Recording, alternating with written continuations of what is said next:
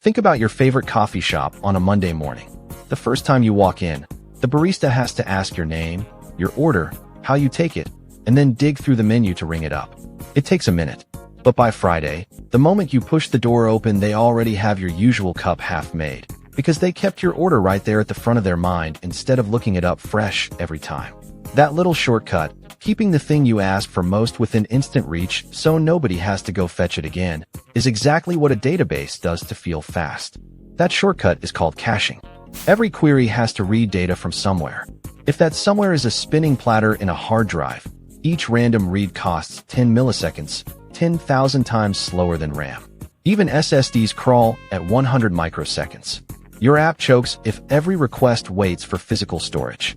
Caching is a high-speed copy kept close to the CPU. In databases, the main cache is the buffer pool, a slab of RAM that holds recently used pages so repeated queries don't hammer the disk. Query arrives. The optimizer builds a query plan that says, I need page 7 of the user's table. The plan lives in the plan cache, another RAM area that stores compiled execution blueprints. Check the buffer pool. The buffer pool is organized as fixed-size 8 kilobytes pages. Each page has a tag that says which table and offset it represents. A quick hash lookup tells the engine whether page 7 is already in RAM. Buffer pool hit. If the tag matches, the engine copies the 8 kilobytes page straight into the query's working memory. No disk I/O. If not, we pay the penalty. Buffer pool miss. The engine grabs a free frame from the buffer pool's free list. If none are free, it evicts the least recently used page using the LRU algorithm. Postgres calls this the clock sweep. MySQL's InnoDB uses an adaptive LRU with midpoint insertion.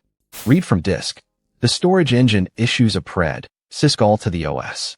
The OS may further cache the 8 kilobytes block in the page cache, but we're already one layer deeper. Fill the buffer.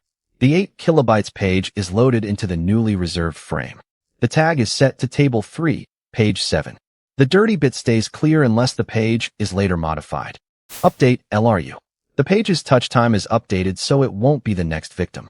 In InnoDB, the midpoint insertion policy keeps hot pages in the young half of the LRU list longer. Serve the row. The engine scans the 8 kilobytes page in RAM, extracts the row for ID 42, ships it back to the client. The round trip took 3 milliseconds instead of 300.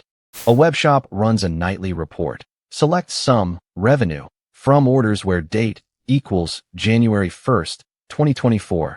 The first run scans 12 gigabytes of orders, misses the buffer pool, and takes 8 seconds. The second run hits the buffer pool on every 8 kilobytes page. The scan finishes in 120 milliseconds because the pages are already in RAM. Misconception: the buffer pool caches rows. Correction: it caches 8 kilobytes pages. If your query only needs one row, you still pull the whole page into RAM. That's why covering indexes and columnar storage can shrink the working set.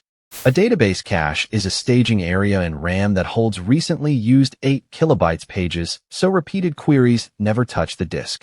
It is the barista already reaching for your usual, so the answer is ready before you even finish asking. Subscribe to Tech with Joel for daily deep dives into the invisible machinery that makes software fast, like how a single index can shave 95% off your query time. What's the slowest query in your app right now? Drop it in the comments and let's crack it open. Subscribe to Tech with Joel.